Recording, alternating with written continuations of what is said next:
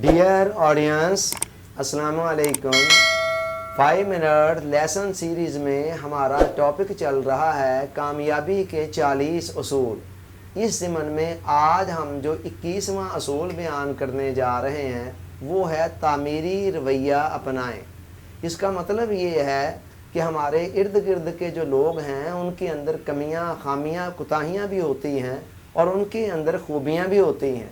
تعمیری رویہ اپنانے کا مطلب یہ ہے کہ انسان ان کی کمیوں اور خامیوں پر مائنس انداز کے اندر تنقید نہ کرے، ان کو ڈیگریڈ نہ کرے، بلکہ حکمت کے ساتھ، دانائی کے ساتھ، وزڈم کے ساتھ جہاں سمجھایا جا سکتا سمجھائے، اور حتی الوسع ان کی خوبیوں کو سراہنے کا حوصلہ بھی اپنے اندر رکھتا ہو۔ اللہ رب العزت نے اس کائنات کا نظام اس طرح کا بنایا ہے کہ یہاں کوئی بھی شخص اپنا انفرادی جزیرہ بنا کر نہیں رہ سکتا۔ مطلب یہ ہے کہ دوسروں سے الگ تھلگ اور تنہا نہیں رہ سکتا، اس لیے کہ ہماری زندگی کی بے شمار ضروریات ایسی ہیں جو اکیلے پوری نہیں ہو سکتی ہیں۔ ہمیں قدم قدم پر دوسروں کے ساتھ تعاون کرنا ہوتا ہے اور قدم قدم پر دوسروں سے تعاون لینا ہوتا ہے۔ زندگی کی گاڑی اسی طرح چل سکتی ہے۔ کوئی بھی شخص ایسا نہیں ہے کہ وہ اکیلا ہی اپنی تمام ضروریات کو، تقاضوں کو، لوازمات کو پورا کر سکے۔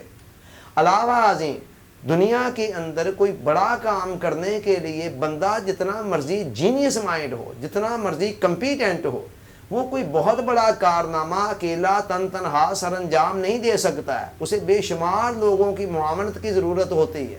دنیا کے اندر جتنے بھی آپ کو کارنامے دکھائی دے رہے ہیں، حیرت انگیز قسم کی ایجادات دکھائی دے رہی ہیں، بے شک وہاں فرنٹ پر آپ کو ایک ہی بندہ نظر آ رہا ہوگا، لیکن اس کے پیچھے آپ جھانک کر دیکھیں تو بہت سارے لوگ تھے جو اس کے ساتھ تعاون کر رہے تھے اور اس کے نتیجے کے اندر وہ اس کارنامے کو سر انجام دینے کے اندر کامیاب ہوا۔ تو یہ سلسلہ ایسے ہی چلتا ہے کہ کوئی بھی شخص اکیلا کوئی بڑا کارنامہ سر انجام نہیں دے سکتا، بلکہ ایک پوری ٹیم ہوتی ہے، بہت سارے لوگوں کی معاونت ہوتی ہے، جس کے نتیجے میں انسان کوئی مار کے سر انجام دیا کرتا۔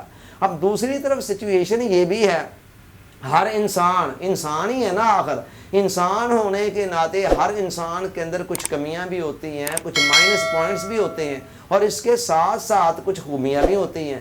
اب اگر ہم دوسروں کی خامیوں کو لے کر ان پر تنقید کرنا شروع کر دیں، ان کو ڈیگریڈ کرنا شروع کر دیں، ان کی انسلٹ کرنا شروع کر دیں اور ان کو ڈانٹنا، ڈپڑنا یا سختی کے ساتھ سمجھانا شروع کر دیں، تو ان سب کے نتیجے میں کیا ہوگا؟ کوئی مثبت نتیجہ تو نکلتا ہے یا نہیں نکلتا، مائنس ضرور نکلے گا کہ ہمارے ارد گرد والے لوگ ہم سے بددل ہو جائیں گے، مایوس ہو جائیں گے، ہم سے نفرت کرنے لگیں گے۔ اور حضور علیہ السلام کو بھی قرآن کے اندر اللہ نے فرمایا کہ میرے محبوب فَبِمَا رَحْمَةٍ مِّنَ اللَّهِ لِنْتَ لَهُمْ، یہ اللہ کی خاص رحمت ہے کہ آپ اپنے ساتھیوں کے لیے نرمی والا رویہ رکھتے ہیں۔ وَلَوْ كُنْتَ فَظًّا غَلِيظَ الْقَلْبِ لَانفَضُّوا مِنْ حَوْلِكَ، اگر آپ سختی والا رویہ اپنانے والے ہوتے تو یہ جو صحابہ آج آپ کے ارد گرد پروانوں کی طرح، جیسے پروانے شمع کے گرد ہوتے ہیں، آج آپ کے ارد گرد ہیں، یہ آپ سے دور بھاگ جاتے۔ اور اللہ تعالیٰ نے حضرت موسیٰ علیہ السلام، ہارون علیہ السلام کو فرعون کی طرف بھیجا، وہاں بھی چلتے چلتے یہ تلقین کی کہ فَقُولَا لَهُ قَوْلًا لَيِّنًا لَعَلَّهُ يَتَذَكَّرُ أَوْ يَخْشَىٰ، اے موسیٰ اور اے ہارون، فرعون کی طرف جا رہے ہو مگر اسے سمجھانا ذرا نرمی اور پیار کے ساتھ ہے، شاید وہ سمجھ لے۔ تو یہ ایک مطلق اصول ہے جو اللہ تعالیٰ نے دیا ہے، چنانچہ یہی اصول ہمیں بھی اپلائی کرنا ہے۔ اسلام جگہ جگہ پر اس مسئلے کا حل یہ بتاتا ہے کہ دوسروں کی کمیوں کو حتی الوسع درگزر کیا جائے، اگنور کیا جائے۔ جہاں انہیں حکمت کے ساتھ سمجھایا جا سکتا ہے وہ بھی حکمت کے، دنائی کے ساتھ، اچھے لہجے کے اندر سمجھایا جائے، اور جہاں نہیں یہ بات بھی ممکن ہے یا سمجھانے کے باوجود بھی دوسرا اپنی کمیوں پر مکمل طور پر اوور کم نہیں کر پاتا ہے تو کوئی بات نہیں، وہاں ان کے ساتھ گزارا کیا جائے اور ان کی خامیوں کو، کمیوں کو، کوتاہیوں کو بھی نظر انداز کیا جائے۔ قرآن نے صلح کو ایک مطلق اصول کے طور پر بیان کیا، وَالصُّلْحُ خیر، کہ صلح کے اندر خیر ہے، بھلائی ہے۔ مطلب یہ ہے کہ ہمارے ارد گرد والے لوگوں کی اگر بعض باتیں ہمیں ناپسند ہیں تو اس کا مطلب یہ نہیں ہے کہ ہم لڑ جھگڑ کر ان سے الگ ہو جائیں۔ اس کے لیے ہمیں کیا کرنا ہے؟